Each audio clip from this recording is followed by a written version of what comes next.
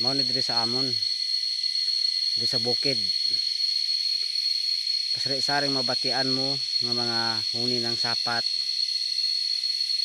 pung pahapon na kag maayo ang ano ning mayamig aber mainit kag diri kan sa kaguyangan ko mari mainit siya gihapon ngani mo ning dapat nga protektahan ang atong kaguyangan nga hindi masira na kung nga mga tawo.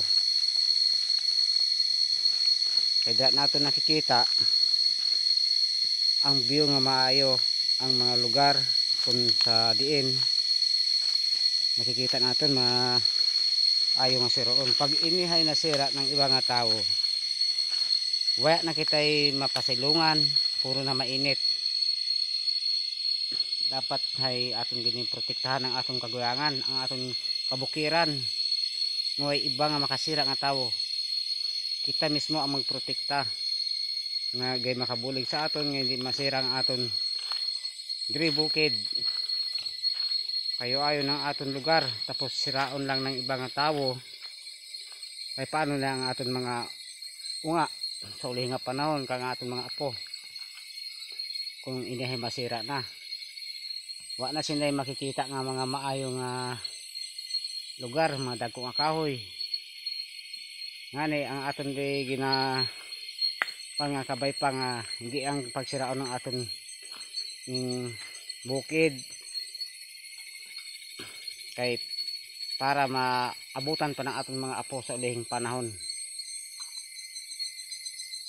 kung ano kaayo ang ginahambay nga kaguyangan dagko nga kahoy para pag abot nila mabatian nila nga kaayo gid manggali ng aton lugar kag kadagko pa ng mga kahoy kag maayo pa kay medyo mayamig pa. Pag inyay nasira na wa na kitay maitao nga maayo nga kuan sa aton mga apo kaya mga unga ngani atong giprotektahan nga hindi nila masira ning atong kaguyangan. Mga nang akon ginapangamuyo sa mga kamangyan nga way iba nga makasira kay kita hay protektahan ta ini, bantayan ta nga way iba nga makasira. Patuloy tayo nga maayo nga ng ating pagsiro ng ating kaguyangan para maabutan nga mas kita ng ating mga apo kag mga unga sa ulihing panahon nga dagko pa yang kahoy di sa aton kag wa pa iban mag-init man pero mayamig hapon kay ari kita sa dagko ang kahoy. Makikita ninda nga dagko pagaling kahoy diya sa aton kag hambay na mga unga nga kaayo ng aton lugar kay nalalanghap pa ninda na kukuan pang hangin nga sariwa ngani hay aton bantayan ang aton Sibuyan Island nga way mga makasira atong protektahan kag mabuligan kita ng sa mga mataas nga mga tawo nga way makasira ng atong kaguyangan. Malang inang akong pangamuyo. Kayo ayo ng kadagko nga kahoy.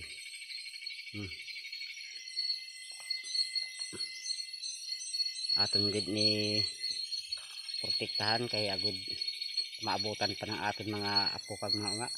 Paano kung inahay masira na? Wa na kabiluoy ng aton mga unga sa ulihing panahon. Mga ang akon mga ihambay sa indong mga kamangyan.